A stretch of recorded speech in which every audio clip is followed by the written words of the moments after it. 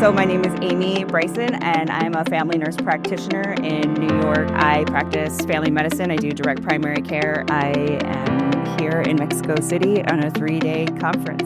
I am a member of Empire Medical Training. My experience here has been amazing. I have loved learning from all the different doctors.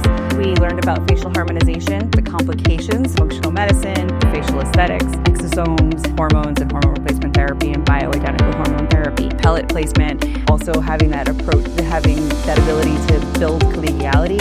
I've made some friendships, and it's been a wonderful experience overall, as well as enjoying the culture and food of Mexico. Interpreting has been great. I speak a little Spanish, but this did not need to worry about that at all. Having the interpreter ability on my ear has been great the whole time.